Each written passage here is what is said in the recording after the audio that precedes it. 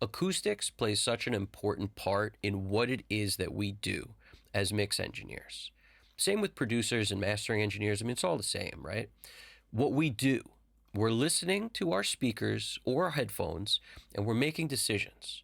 Now, I am not someone who likes to mix in headphones. I hate it. I actively hate it.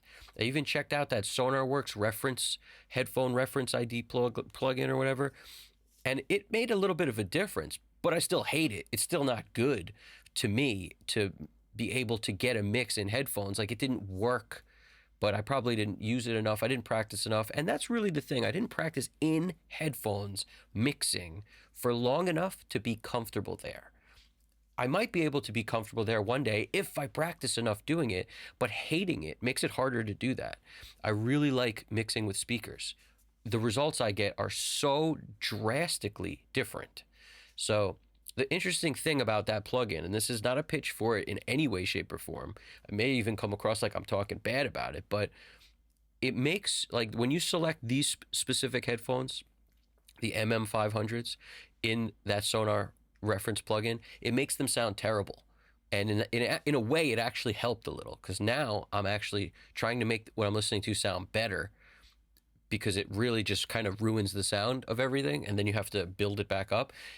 It worked better than without it, which is, everything sounds pretty good. And now how do I make it, better from there when everything sounds good already?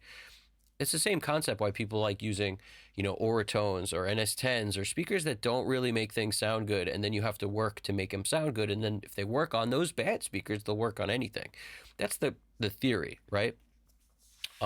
Which actually the same theory applies to really good speakers.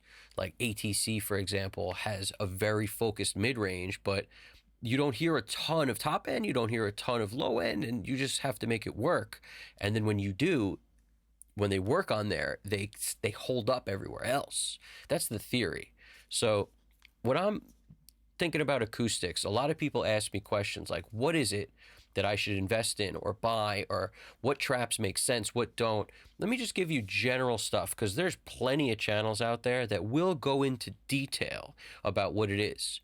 But you need to watch so many of them for so long to really get an average of what makes sense to you and what's true and what's not, and what's hocus and what's pocus. So let me break down the things I think make sense.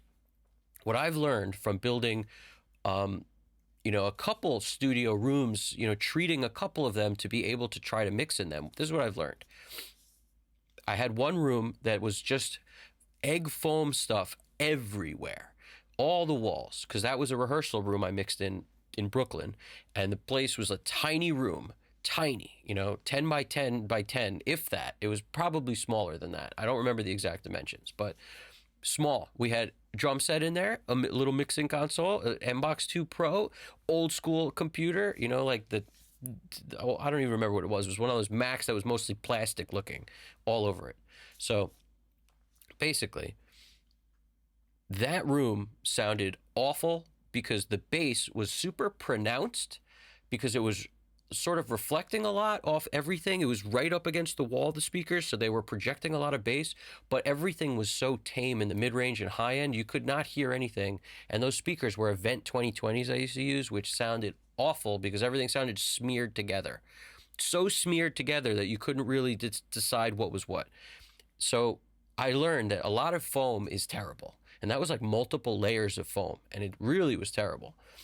After that, I wound up mixing in another place where I literally didn't treat it at all, because I didn't know how long I was going to be there, and it was just like, awful with the no treatment, because the reflections canceled the bass out mostly and a lot of other things, and it made it where just everything sounded terrible also. Again, still using the Event 2020s at this time, so really just nothing was working for me at all there. Then I basically built the place I'm in now, where I did a lot of the research. I read that Rod Gervais book. Ricky Gervais, that's funny, huh? Rod Gervais's book about Build It Like the Pros, how to build it like the pros, something like that. And that book taught me a ton, and I used that knowledge to decide what to put in here, and I did it all myself from scratch. I had help building the stuff, but I didn't buy a single panel. I built them all myself. And that's the place I'm in now. And I have to say, I've learned more since then, and everything you learn will help you. And what I really figured out is that what I have in here works, but like it works okay. It doesn't really work as well as it should. And as a result, I'm still forced to basically leave this room to check it in other places to be confident with the results. I'm forced to do it. And that's, being completely 100% honest with you. And that's even with all the treatment I have in this room. Now, in the next video, I'm actually going to kind of show you what's going on here in terms of how many panels and where they are and all this stuff, because you'll get a sense of, even with that, it's still not enough to really give me an accurate representation of what the bass is doing. Now, everyone's room is different. And as a result, results will vary drastically. I also have a theory that the better your ears are, the better you are the better you are at your craft, which is mixing, and the more practice you have on the speakers you're using, those things combine to give you people like Andrew Sheps and Chad Blake telling you that they don't like a really treated room. They prefer a room to just be like a living room, and that's good for them. What they're not telling you, and because they don't want to come off like they're that good, but the better you are, I think the less you actually need in your room in terms of treatment to still be able to see between the lines of what's really happening there. It's no question about it. And, just to come right out in front of it and say it, like, I don't think I'm on their level, and I don't think most people who are watching YouTube videos are probably not on their level. I know everybody comes here, like, there's tons of pros are watching people's channels and things, but what I'm saying is you have to be extremely good to be able to tell what's the room and what is actually coming out of the speakers and what to ignore and what to focus on. So when Andrew Sheps and Chad Blake tell you they don't need a really treated room and it doesn't help, I heard Chad Blake saying he spent like $15,000 on a bunch of treatment for a designer to design a room for him, and he didn't like it. And I found it interesting because that's a really low number. Like when you have a designer come to design a room for you and they show up in person and do it, it's not $15,000. It's closer to $50,000 to $100,000, somewhere in that zone. So the number he used didn't really line up with the concept of a designer coming to treat a room. But either way, I believe that they don't like their rooms super treated I don't believe that's what they meant. I believe what they really should be saying is that because they're so good, they can actually decide what's in the room that they ignore and what not to, and how to adjust things to compensate for the problems going on in their room to make it where they can still mix. And they're also neglecting to tell you that they've mixed so many things, literally so many, a song a day or more for so many years. And not the same song every day for weeks and weeks and weeks, different songs, so many, with a variety of quality coming to them, so much of it, great and not great, and all this stuff that they were able to get to a place where they know their speakers extremely well, and they know their room, or they know how to compensate for something that shouldn't be happening in the room. Like, man, this is great, but this, and then they will know what to focus on. In other words, a lot of us, we sit in a room, we don't hear it the way we want, and we just make mix after mix after mix, go to the car 100 times, try to move things, and we're flying blind. We're flying blind on what to change, how far to move the speakers from the whatever or closer, or what's the problem, or where to move the treatment. So many of us are just guessing every step of the way. And I have to tell you, that's where this little bit of knowledge should come into play. Let me give you some stuff real quick so you can start, banking some things that will help you. One, the most important thing is what kind of treatment you are using. Now, this is where I say, do not get anything that's 2 inches thick. You need it to be thick as you can get it. 4 inches minimum. My room is covered with 4-inch thick panels, and I would have preferred 6-inch, knowing what I know nowadays. 6-inch is the smallest panel I would buy in terms of depth. I want the depth because the depth will actually help you eliminate low end. And that is always going to be your problem no matter what. You're never going to be where you're in a place where you took out too much low end. You need the low end to feel direct. You need it to sound like when you hit stop, it stops and doesn't keep ringing, because it will clutter everything you're hearing, always, if it's not eaten up by the treatment in the room. So make it the thickest panel you can get. 6 inches is the minimum that I would buy now. Having 4-inch panels all around me. That's what I know now. Also, air gap is the second most important thing after panel thickness. The air gap, meaning you should not be hanging anything flush to the wall. This is actually why I hate fabric wall systems. Fabric wall systems are designed to be, basically you build a framing, and then you put your treatment on the wall itself, but there's no air gap. Because there's no air gap behind it, it cannot possibly be as effective as with an air gap. So how big of an air gap? If your panels are 4 inches, 4-inch air gap. That it should not exceed the panel depth, but it should also be, ideally it's the same distance. 4-inch panel, 4-inch air gap. 2-inch panel, if you have that, 2-inch air gap, but not exceed it. Don't buy a 2-inch panel and think you could put a 6-inch air gap behind it and it's going to work wonders. It won't.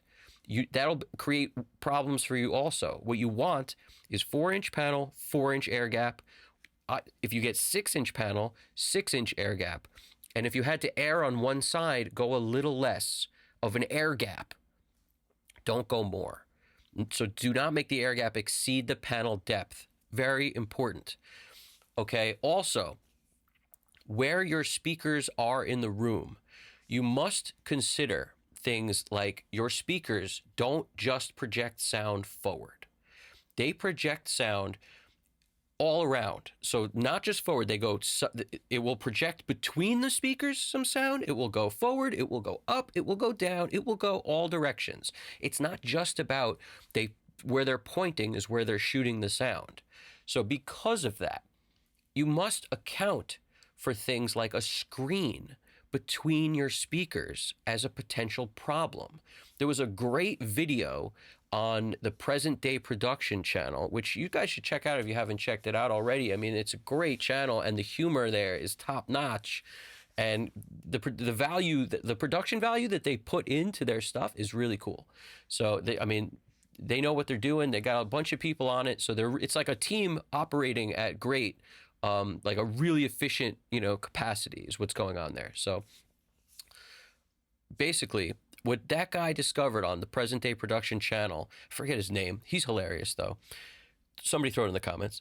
But that guy discovered that having a screen between his speakers was a big problem for the sound he was hearing in his mixing position, or I believe he masters most of the time.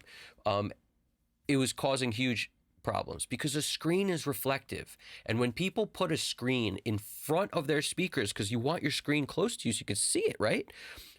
It's a problem. And if you put it sort of in between, right in the middle of your speakers, it's also a problem because your speakers aren't just shooting sound straight out.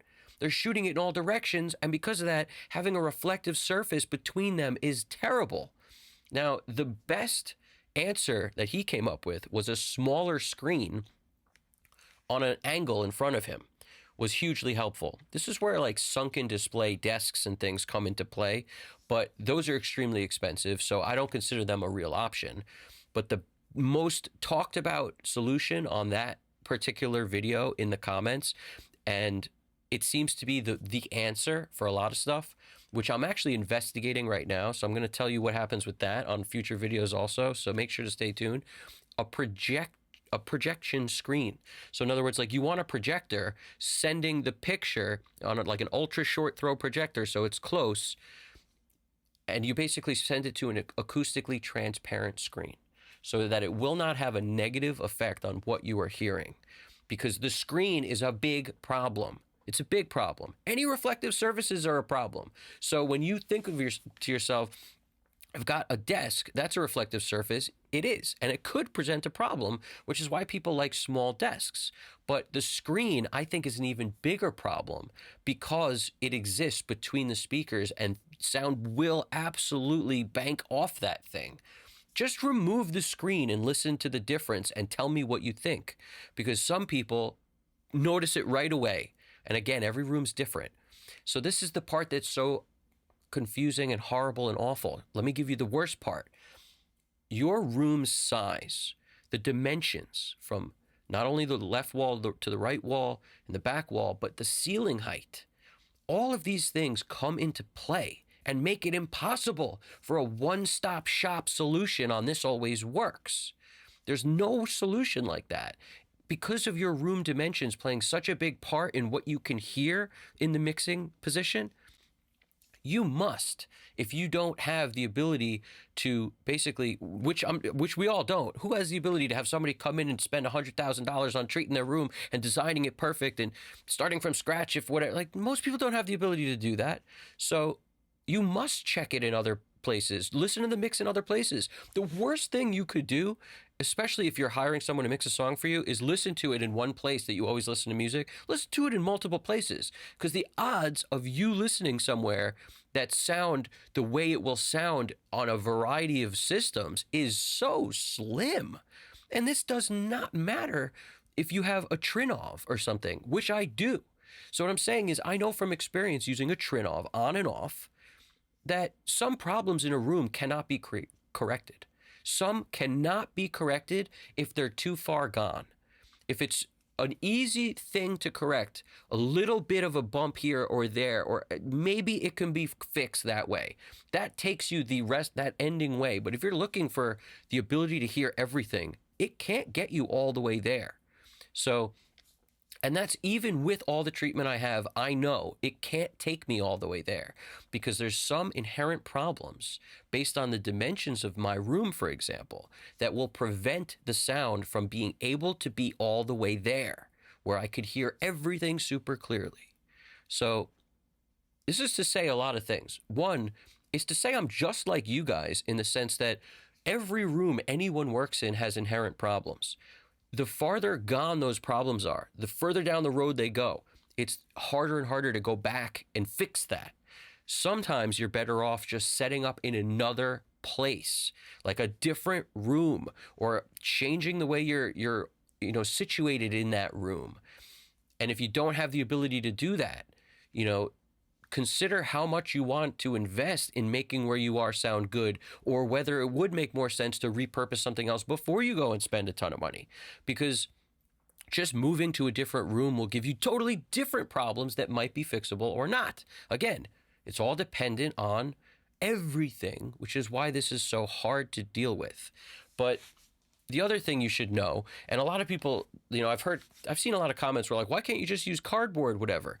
The material you use is so important also. Now, I mentioned in another video the health risks and things of using stuff with particles that are deemed safe, but, are building materials. I want to coax what I said with the fact that if you wrap it in something that won't allow those particles to get out into the air, and that's not the fabric, more than just the fabric, I'm saying. The fabric that is wrapped around all my panels, which has fiberglass, Owens Corning 703 rigid fiberglass insulation, let's say, inside all of them, there's fabric around it. But that fabric has holes in it that are, decent holes. You could have put the fabric up to your mouth and breathe through it. I'm not saying to do that. Don't do that. But what I'm saying is, if you put that fabric, which is like a hemp kind of it's like a hemp bag kind of material, right? It's Guilford of Maine, whatever the hell, but you put that up to your face and breathe through it. What you'll notice is you can breathe. If you put that around fiberglass, if you bump into it, if the AC blows on it, it might move those particles around within that. And that's not good to be breathing that stuff all the time. But if you wrap those panels with a thin layer of plastic, or the foil that Eric Valentine talks about that basically comes, all those, if you look at his new room and how he built it, he's got all these circular tube kind of traps that are basically that either fiberglass, I think, or rock wool or something, but they're wrapped. And he did tests and noticed that the difference was so minor when he unwrapped them that he kept them wrapped. So what I'm saying is any sort of wrap around them that doesn't allow the particles to come out makes those materials okay, in my opinion, at this point.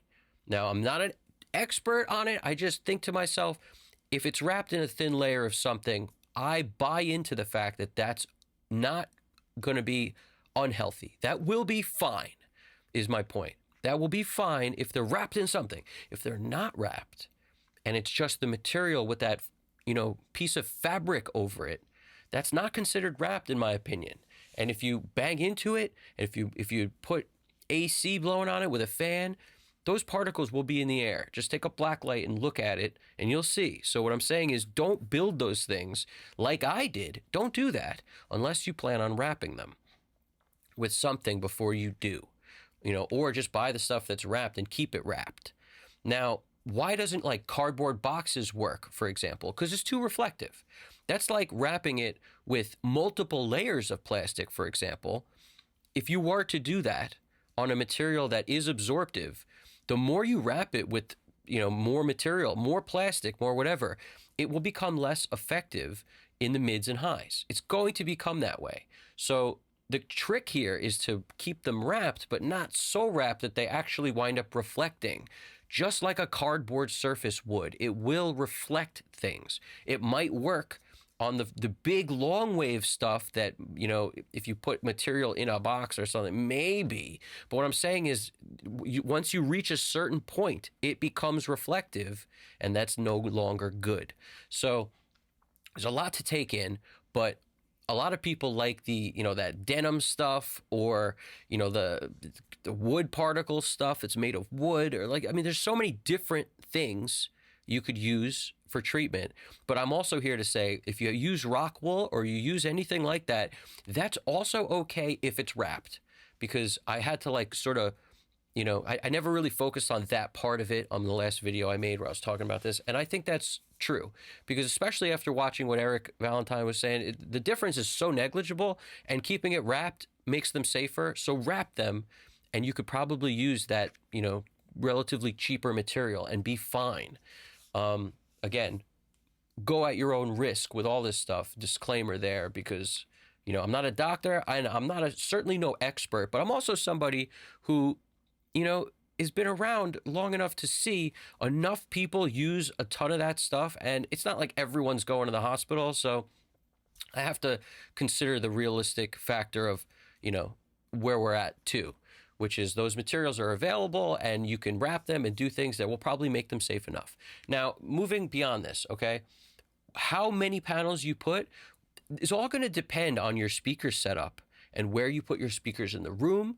And the key here is, how much absorption is the question we should ask. The answer is a lot of it. The more coverage you have in the room, the better everything will sound, from the ability to hear what's really coming out of the speakers and not to get fooled by what the room is doing.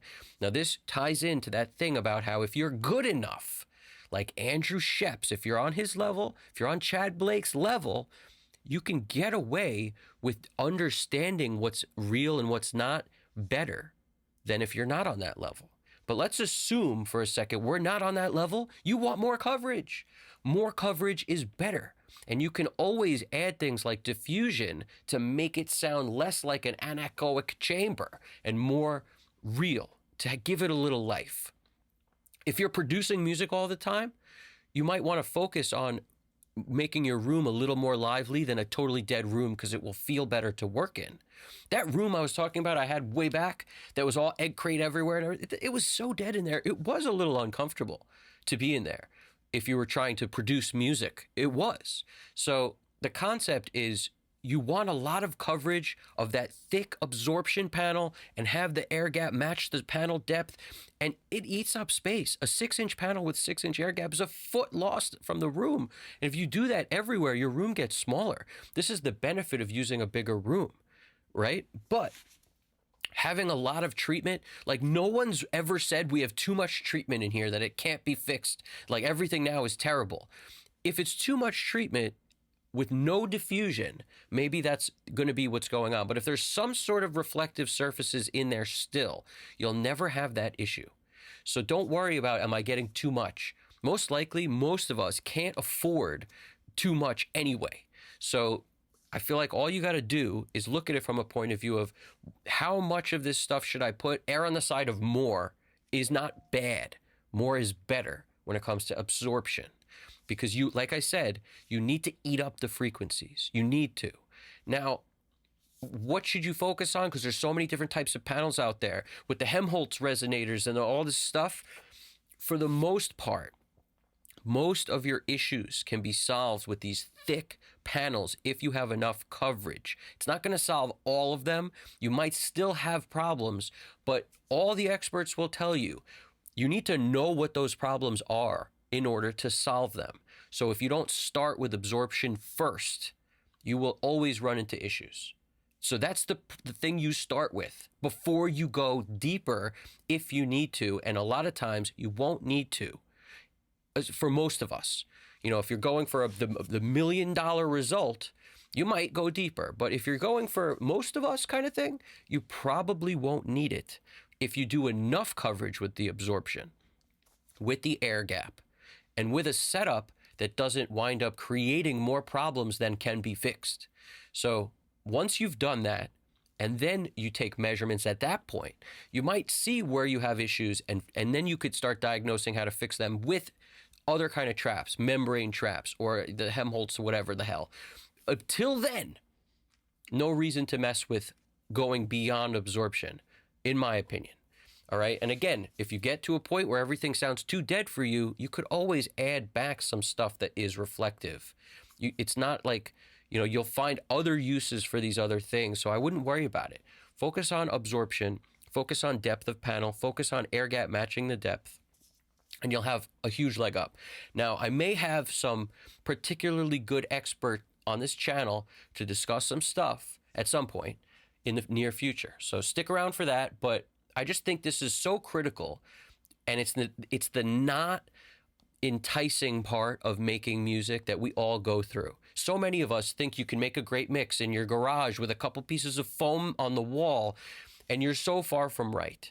And the worst thing that person could do is listen to some mix somebody made for them in that environment. Especially you. Don't listen to your mix there. You gotta go other places. Listen in the car. Listen in other places. And then you will really hear what it sounds like. And if there's a huge difference between all these places, constant crazy differences in what you're hearing, you know how far gone your room is from where it needs to be in order to get something that's really what the speakers are doing. And I just want everyone else to know, you don't need to create $1 million setup in order to get stuff that sounds good. You need to mix more and mix more different things, especially mix stuff for other people, not yourself, so that you can basically get out of the headspace of your own stuff. But if you just want to make your own stuff sound good, and that's your goal, and this is like a hobby for you kind of, and that's what your goal is, make your own stuff sound as good as possible, and you don't want to work on other people's stuff, you can still totally do that. Just don't mix stuff that all sounds the same that you might do. Like, try to expand on the kind of stuff you're mixing from yourself, that some of it's fast and some of it's slow and some of it is different instrumentation. Produce stuff that's across the gamut, and then it matters less if you mix your stuff for other people. As long as you get out of the headspace of being an artist, you must just change gears. Now you are the mixer. You're no longer the artist. So do it on a different day than the day you record. Super important. But the point is, once you've recorded enough stuff that you could sit down and mix like a new song every day for a long enough time, you'll have something. And don't be stressed. When I say you'll have something, you'll learn your room and your speakers enough to be able to get stuff that's closer and closer to translating all the time. No matter what you wind up spending, you'll be getting closer and closer to like an Andrew Sheps or Chad Blake level. You'll get closer all the time the more you do. They didn't just get there by accident, and I don't believe they were just born great. Just like Mike Tyson wasn't just born great, he had talent and had to work. Andrew Sheps and Chad Blake, they had talent and had to work to develop it. There's nobody who's just born great and doesn't have to work to develop it. So you want to be a great mixer? The goal is mix more consistently all the time, learn your room, and learn these basic concepts of how to absorb what's going on that's bad in your room. And you will get way further. And trust me, this is not going to eliminate the need for a Trinov or something like that. That's still extremely valuable and one of the best purchases I've made. So what you can hear matters so much. The room treatment. Don't spend all the money on your speakers without spending the money on the room treatment first, because the room treatment must get done. You must make your room sound better than terrible. And then you have a way better shot of hearing the speakers rather than this skewed version of what you're hearing. And all this stuff I've mentioned is so much more important than outboard gear. Like mixing on a console that costs $100,000 or more is not going to make you sound as good, because you still won't be able to hear. How you're hearing is everything more important than the gear you're using. I venture to say you could mix in the box way, and create a result that's way better if your room was treated and your speakers, your monitors were also great, but the room being treated is the first thing. Then the monitors being great is the second thing. Then using all in the box, or having none of the first two things I mentioned, no room treatment, no good speakers, and trying to mix on a console, I'm telling you, your results would be way better in the box with the room treated. Trust me, with the good speakers, like no question. So focus on what's important. And it's not the cool part. You want the knobs, you want the lights, I know what you want. We all dream of different gear. We all dream of different stuff. I get it. But what I'm saying is value what you hear more than everything else.